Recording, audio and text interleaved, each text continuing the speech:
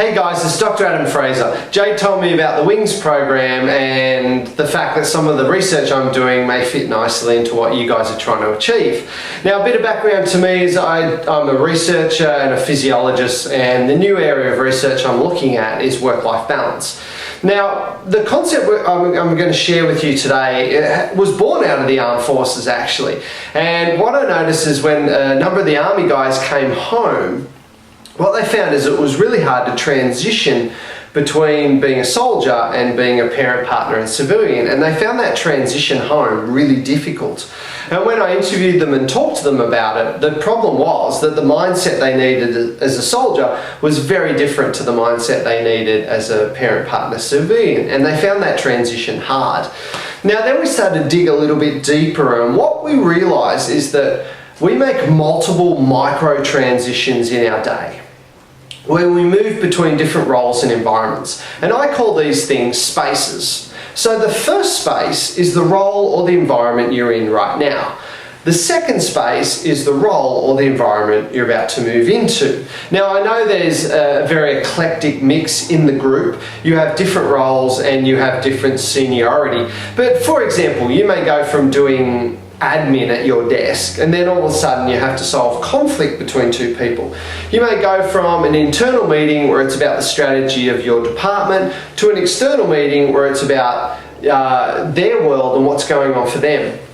Or you may go from following compliance and regulation to all of a sudden you have to be creative and innovative. And even you may go from home to work, which has a very different mindset. So these spaces looks at the fact that we wear many different hats during our day, and that each space needs its own specific mindset. So the mindset we need at home is very different to the mindset we need at work. And what we've started to look at is that can we use the gap? Now we call the gap the third space, and this is the transitional space between the first and second space. So every time we move into a new role or a new environment, this third space is that transitional area. And what we've started to look at is how can we use that third space to improve our performance so that we show up with a better mindset and better performance. Now we can look at this in various areas. I work with sales teams about how do they go from a bad sales situation to the next sale without carrying that baggage with them. I work with leaders who get bad feedback about their performance, and we talk about how do they then show up and interact with their team and not take that out on them. And I'm also working with lawyers about how do they go from being the critical thinkers they need to be to get the law done, to then how do they show up as a leader and affect their team and get the best out of their team? How do they engage their team? So this third space research is in many areas, but the one I want to talk to you about today is the area of work-life balance. Now, what we've started to look at is the key with balance is to have distinction between home and work.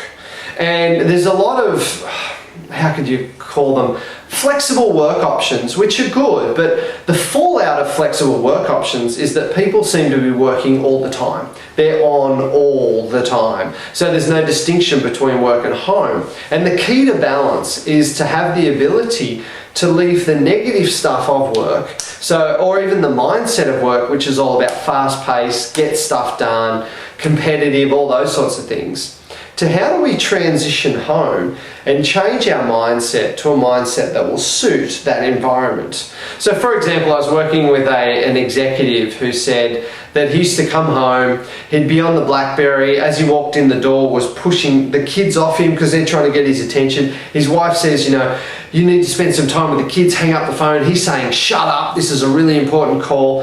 And he said, you know, the home environment was a disaster because he carried that work mindset home with him.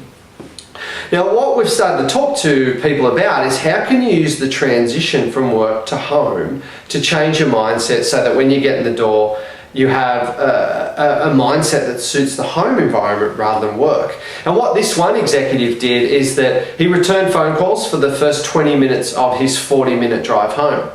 Then with 20 minutes to go, he turns off the phone, plays some music, starts to unwind and relax and thinks about how he wants to be when he gets in the door. So he parks the car in the carport. As he walks up to the house, he says to himself, what sort of father do I want to be? What sort of husband do I want to be when I get through that door? And he almost visualizes the behavior he wants to exhibit. And what he talked about is that he's had miraculous change in how he enters the home environment and how he interacts with his family. Now, I have people that may use exercise as the third space. So after work, they go to the gym, have a workout, then go home. By the time they get home, they're far more disconnected from work and far more relaxed. And this is not just a technique we use if we have a family, even if we live on our own. Because what this concept is all about is, how do I show up when I walk through the door at the end of the day? So am I de-stressed? Am I friendly? Am I relaxed? Or am I stressed, carrying baggage home from work and really uptight about the day? And even if you live on your own and you're not interacting with anyone when you get in the door, the fact that if you walk through that door leaving work at work and feeling relaxed and calm, that will have a massive impact on your stress levels. And studies have actually shown people that can go home and disconnect from work are more creative, more innovative, and more relaxed when they come to work the next day. So really, this third space concept is about, what can I do in the transition between home and work so that I show up more relaxed and leaving work at work when I get in that door. Me personally, my third space is my dog Tilly. So as soon as I finish work, I grab Tilly. I also grab my daughter, put her in the pram. We go for an hour-long walk. We go down the dog park, let Tilly off, and then I come back home. Work is done. I'm in home mode. I've totally turned off. And I'm ready for that home interaction, and I'm far more present in the home, far more relaxed in the home. I was talking to a group of counsellors the other day, and one guy said, after seeing my presentation on the third space, that because what do counsellors do all day? They listen to people's problems. Then they get home, what do they get more of? More problems. They spend their day looking after everyone else, and they burn out because they have nothing left. And what he specifically did is, from the walk from the car, so he parks his car on the street, as he walks up to the house, there's a tree in his front yard, and he actually walks up to it and says, I don't need that problem, I don't need that problem. And he physically takes the problems off his body and hangs them on the tree and said, I can worry about that tomorrow. And he stands there and visualizes taking all the stuff. He said, I walk away from the tree feeling lighter and I'm ready for home mode. So what we've got to think about is that, because the whole thing about balance is that, people focus on time about balance, and I think that's the wrong metric.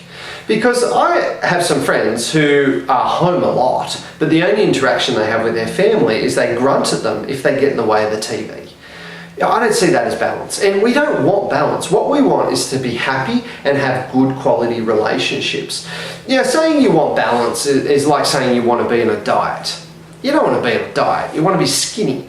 We want the outcome, and the outcome of balance is to be happy and have good relationships. And I think more than time and how much time you spend with your family is, what's the quality of the interaction you have when you interact with them. That's the key, I believe, to balance, and that's where the third space comes in. Now, Jade's going to encourage you to practice this technique, to look at, what do I do in the transition between work and home to leave work at work? Because you guys in particular have a very high demanding, highly stressful job. And what can you do to leave work at work?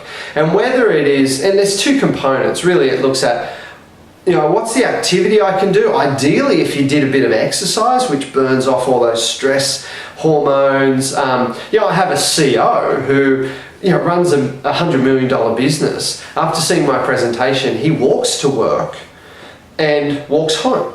And on the way to work, he said he plays music and he thinks about, what type of leader do I want to be today? What do I really want to focus on? What do I want to nail? So he uses the transition to work to get his head clear. He said, then when I walk home, and it's a 6-kilometre walk, it's a pretty big walk. He says, as I'm walking home, I don't play music, and he said, I think to myself about the day, and I reflect on what did I do really well today and what would I have changed. He said, and then at the halfway point, he starts to think about his family. When he gets home, the last 3 Ks, he thinks, what type of father do I want to be? What type of parent? How do I want to behave? how can I show up better for them? And he said it's totally changed the interaction he has with his family, because he would normally go home stressed, grumpy, still thinking about the day and still doing work. And Deakin University and myself have just done a study on this work to home transition, this third space. And what we've proven is that we get about a 30% improvement on people's mood and people's mentality in the home when they actually do the third space. So my challenge to you is, what are you going to do? What could be your third space? What could be the thing that allows you to transition home in a better mood? Now, you're going to get some resources, an article out of today that sort of walks you through it, but it's quite a personal thing. Some people use public transport. I've had other people say, I don't drive home anymore because I used to battle the traffic and be really angry. They said, now I catch the bus and I read a book, or I listen to a book, or I just listen to podcasts, and they say they come home far more relaxed. Look at your world and think what will suit you. Now, beforehand, you filled out a survey because we're going to research you as a group and look at whether things change. So you've already filled out the survey by the time you watch this video, and also in 2 weeks' time we'll send you a follow-up survey to see if anything's changed and you think that the way you show up is better.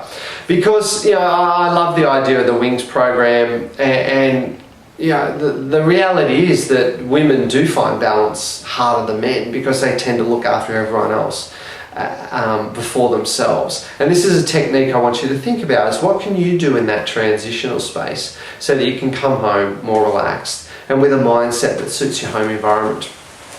I hope you have a cracking time on the Wings program, and I'm here to help in any way. If anyone has any questions or wants to give me any feedback on the third space. So hopefully you enjoy it.